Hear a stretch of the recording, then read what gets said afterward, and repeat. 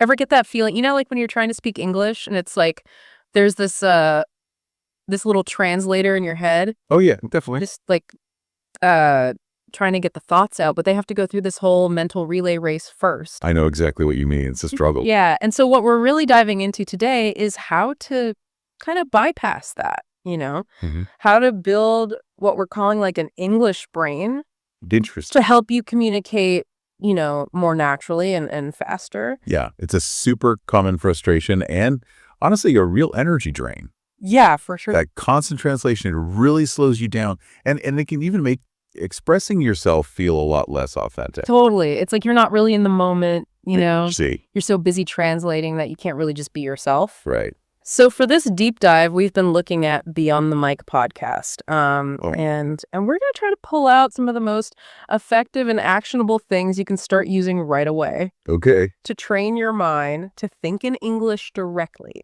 Love it.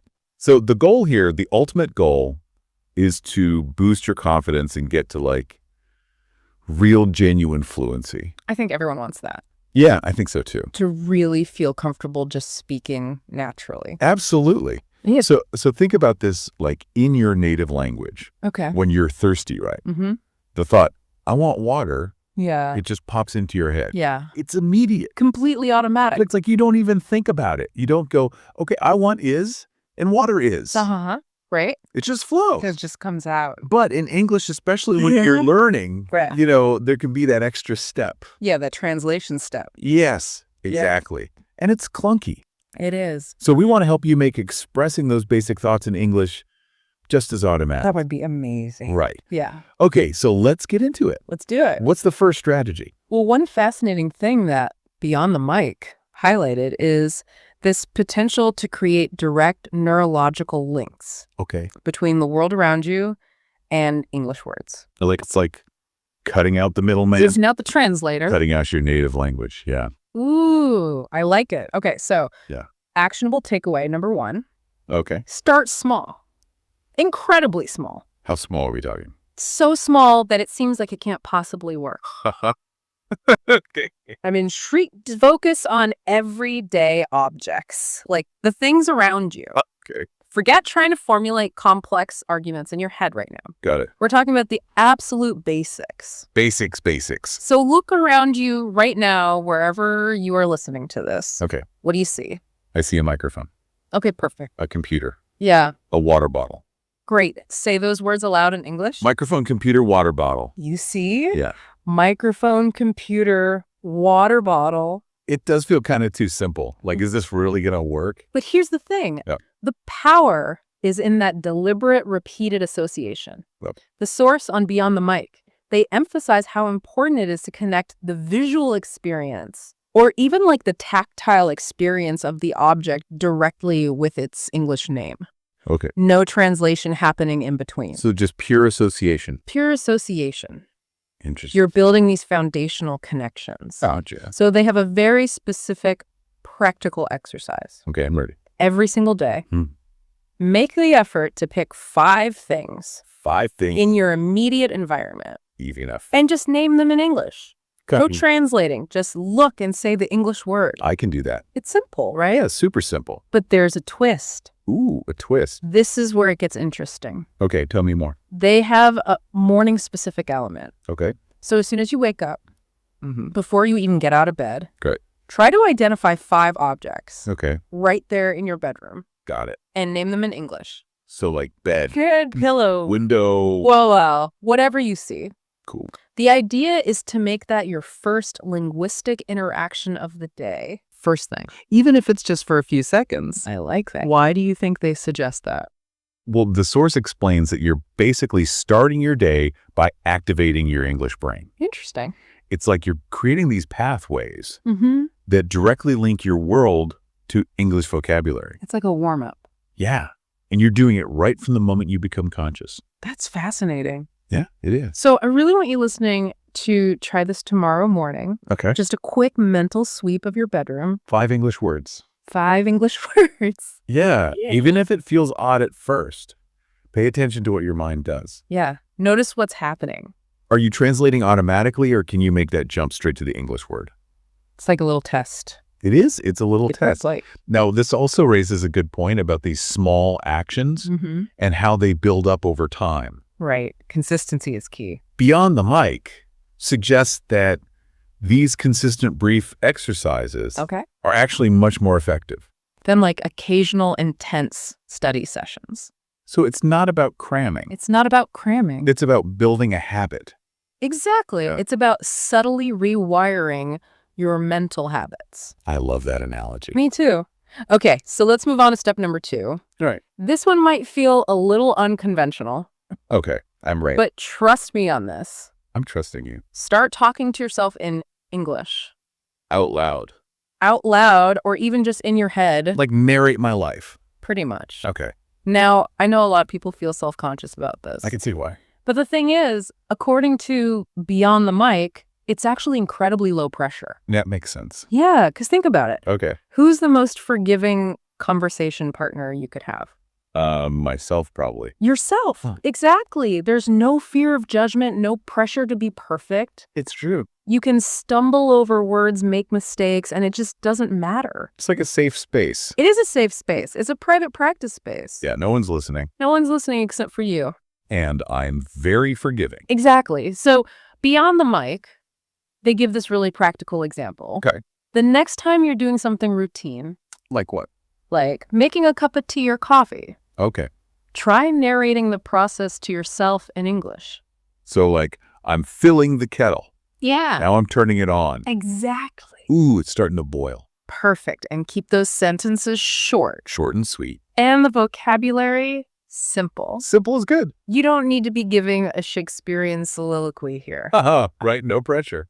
But what's so cool about this Yo, what is it? is that it forces your brain to create English sentences. In real time? Yes, Yeah. even if they're basic sentences. So I'm not just understanding English, Right. I'm actually producing it. You're producing it. You're making it. Even if it's just for me. Even if it's just for you. That's powerful. It is. And the best part is that it's so accessible. Yeah. You can literally do it anywhere. Anytime, anywhere, completely Like if I'm waiting in line at the store, I could be describing the people around me in English. in English. Exactly. If you're taking a walk, Yeah. you can narrate what you're seeing. That's a great idea. It's all about practice. Mm-hmm. So if you're listening right now, Yeah.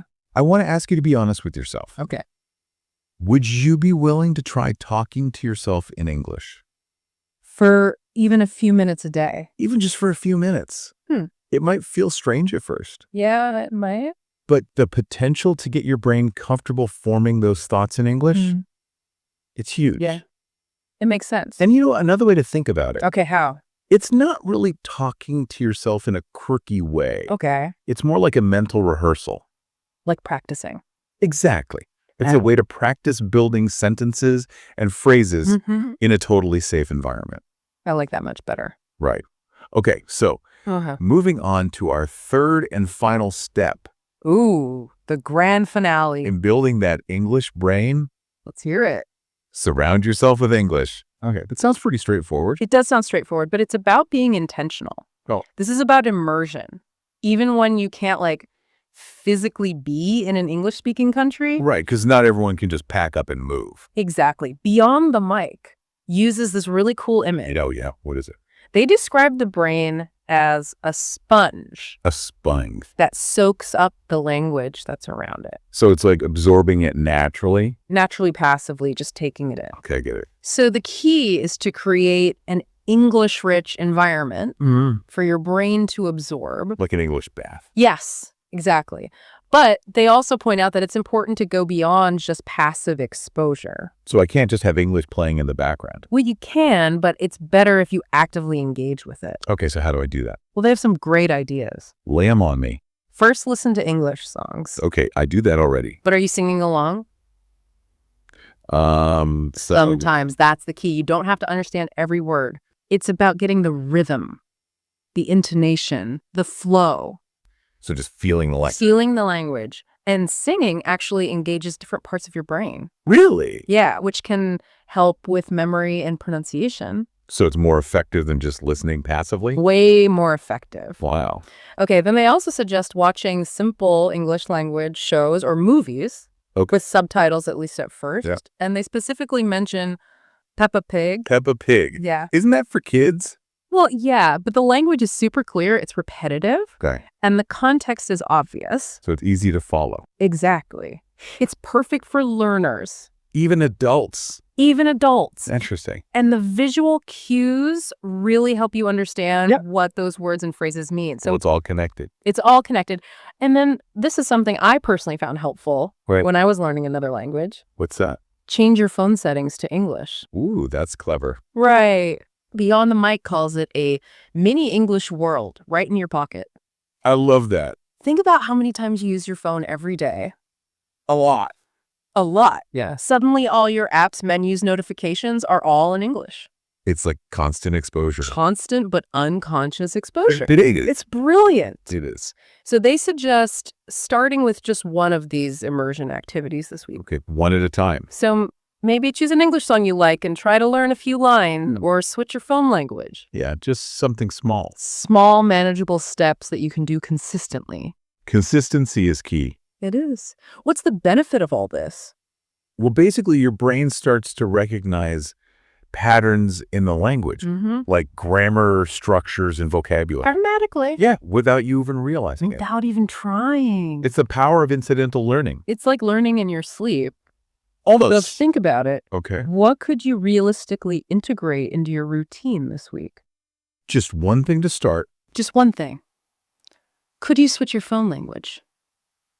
maybe, Could you find a simple English show to watch for a few minutes? possibly. Could you choose a song to learn a couple lines from? Yeah, I could definitely do that. Okay, good. And think about how these different forms of immersion, Mm-hmm. they engage different senses. Oh, yeah. Like hearing, sight, even the physical act of singing. That makes it more well-rounded. It does. It creates a much richer learning experience. Cool. Okay, so let's wrap this up. Yep. We've taken this deep dive into building your English brain. Mhm. And we've gotten 3 really actionable steps from Beyond the Mic. Yeah, some great advice. Just to recap quickly, those 3 steps are Right. starting small Number 1, by consciously naming everyday objects in English. in English, Number 2, actively engaging in self-talk, talking to myself. talking to yourself in English, And number 3, intentionally surrounding yourself with English in my daily life. in your daily life. Yes. Yes. And the most important thing to remember is these aren't huge, overwhelming tasks. Right, they're bite-sized. They are. They don't require tons of time or energy. They're manageable. They are manageable. It's about small, consistent habits Mm. that you practice regularly, Little by little. and they can create big changes over time. Because your brain is amazing. Your brain is an incredible learning machine. It is. And with consistent, focused effort, Mm-hmm. it can absolutely learn to think in English directly. I believe it. So these tiny adjustments to your routine Mhm. can lead to some really noticeable improvements In what ways? in your fluency, your confidence, Okay. and just your overall comfort with English. That's what we want. That's the goal, right? Yeah, So here's your homework for the next few days. I'm ready. This is straight from the source. Okay, Choose one of those 3 steps. just one. Just one. Labeling objects, self-talk, or immersion, Okay, and actively practice it for the next 3 days. 3 days. Got it. Not a huge commitment. Nope. Then take a moment to reflect. On how it felt. Yeah. Did you notice anything different in the way you approach English? Interesting. Did it feel easier? Good question. Because that self-awareness, it's so important. It is. Even noticing those small shifts can give you so much motivation to keep going, To keep practicing. to keep practicing. And we want you to think about this too. Great. What other small changes, Tiny change. almost imperceptible changes, That no one would even notice. that no one would even notice, Okay. could you weave into your life to increase your exposure to English? To really make it a part of my day. To make it a part of your day, it's all about building that English brain, One step at a time. one step at a I time. love it. Me too. Thanks for this. You're welcome. This is great. It was fun. Yeah, it was. All right. Well, until next time. See ya. Bye.